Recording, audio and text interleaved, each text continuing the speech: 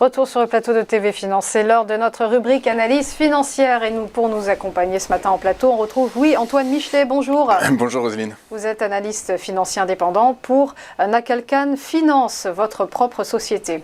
Exactement. Et ce matin, donc, on va parler du groupe NSE. Alors, dites-nous qui se cache derrière cet acronyme. Eh bien, écoutez, NSE, c'est un groupe français créé en 1983 et qui est spécialiste de la conception, la fabrication et la maintenance d'équipements technologiques d'équipements électroniques de très haute technologie. En 2021, NSE adresse trois marchés. Pour 53%, c'est le secteur de la défense, pour 17%, c'est l'aéronautique civile, et pour le rebut, 30%, c'est le transport et l'industrie électronique grand public. L'avantage, la valeur ajoutée de ce groupe d'NSE, c'est qu'il est présent sur l'ensemble de la chaîne de valeur, à travers trois business units. La première, c'est la BU Intégration. En gros, c'est une activité de câblage. Le câblage, c'est le travail des faisceaux pour notamment le Rafale, donc des avions de chasse. La deuxième BU, c'est la BU conception, c'est-à-dire qu'ils vont concevoir en propre des produits qu'ils considèrent et qui sont très innovants, comme des calculateurs et des enregistreurs de données de vol, qui vont appliquer aux hélicoptères et aux avions notamment. Et la dernière BU qui permet de finir, de boucler ce cercle, eh bien, c'est la BU service. La BU service, c'est de la réparation, de la maintenance et de la logistique. Alors, vous l'avez dit, Louis-Antoine, le groupe NSE évolue dans un secteur pour le moins florissant actuellement, le secteur de la défense. Dites-nous, est-ce que ça se traduit dans son parcours boursier? Alors, parcours boursier que vous pouvez voir, donc depuis un an, le titre a pris 6,8%, sur 6 mois 27,17% et depuis le 1er janvier 12,82%. Effectivement, Roselyne, c'est un groupe qui est compris comme faisant partie du secteur de l'industrie de la défense, donc depuis février 2022, malheureusement, mais en tout cas, effectivement, c'est une valeur qui est recherchée par les investisseurs. Si on regarde le graphique, on voit que la tendance est haussière depuis mars 2020. Pourquoi? Eh bien, parce que, malgré mars 2020, c'est la crise sanitaire, c'est le premier confinement en France, et donc le confinement global, le confinement mondial. Eh bien, en fait, en réalité, le groupe a réussi grâce à une refonte de son organisation, et notamment dans la BU Intégration, à dégager des synergies et donc à préserver des marges opérationnelles, à réaliser des marges opérationnelles très importantes. Et donc, quelle est la valorisation de NSE Group? Alors, écoutez, en me basant sur les résultats de l'exercice 2021, l'exercice 2021 qui est de bonne facture, malgré un repli du chiffre d'affaires, le groupe a justement réussi à préserver ses marges opérationnelles et sa marge nette annuelle. Du coup, ces bons résultats sur l'activité permettent à la capacité d'autofinancement de prendre et également, donc finalement, de la capacité de financement, on a des flux d'activité qui augmentent. Les flux d'activité sont supérieurs aux investissements qu'elle a réalisé au cours de l'exercice 2021, donc c'est très bonne facture. Finalement, les cash flows sont positifs.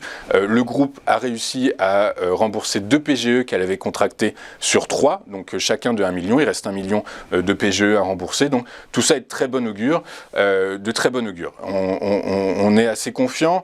Ceci étant, quand on regarde un peu l'historique, on fera quand même attention à une autre variable, un autre aspect de la rentabilité, c'est la rentabilité économique et la rentabilité des capitaux propres qui n'a pas encore retrouvé son niveau normatif de 2019. Mais en tout cas, concernant la valorisation, par les multiples, j'arrive à une moyenne de 33,02 € le titre et par les DCF à 28,28. Quand on regarde et quand on rapproche de l'analyse technique, on voit que les 32,08, ça correspond à ma moyenne, ça correspond à mes 33,02, ma moyenne des multiples. Donc du coup, ça a du sens et les 28,28, c'est le haut du canal ascendant qui a été tracé. Donc l'analyse technique rejoint l'analyse fondamentale. On a un potentiel de croissance existant sur cette valeur et donc c'est à noter. Alors, toute société a ses forces et ses faiblesses. Pour NSE Group, quelles sont-elles? Alors, écoutez, comme je vous le disais, les forces d'NSE, c'est qu'il est présent sur l'ensemble de la chaîne de valeur de son secteur. Conception, intégration, service. Son modèle économique extrêmement agile a permis un repositionnement au cours de l'exercice, la fin de l'exercice 2018, début 2019, et qui a été éprouvé. On a un retour d'expérience, et donc on peut se baser là-dessus.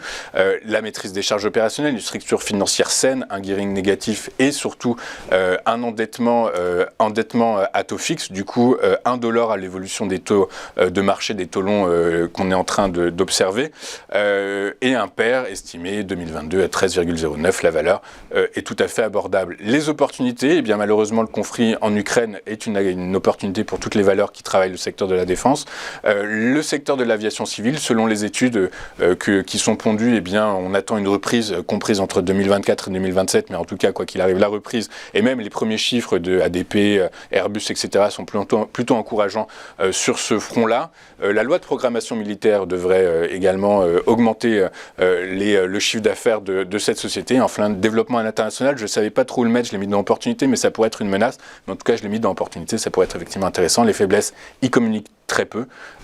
Du coup, bon, ils n'ont pas d'obligation, ils ne sont pas obligés de communiquer trimestriellement, mais ce serait bien qu'on ait plus de visibilité au moins sur le carnet de commandes. Et les menaces, eh bien là, elles sont nombreuses et il faudra quand même y faire attention. C'est la crise sanitaire qui pourrait réduire les capacités d'export, le risque pays, Maroc, Brésil, Inde, ce sont les filiales dans lesquelles ils ont une au Canada aussi, mais leurs filiales, Maroc, révolution, crise, famine, on anticipe des débuts de famine au Maroc. Le Brésil et l'Inde, c'est plutôt la crise sanitaire, le Covid qui pourrait refermer les frontières. La menace la plus importante, c'est liée au confinement en Chine, mais c'est la pénurie de composants électroniques qui devient de plus en plus évidente. Ouais.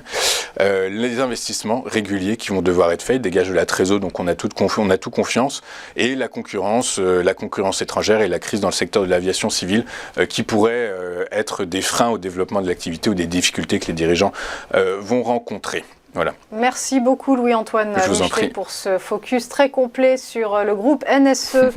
Je rappelle que vous êtes analyste financier indépendant pour Nakalkan Group. Merci à vous, merci de nous avoir suivis pour cette analyse financière.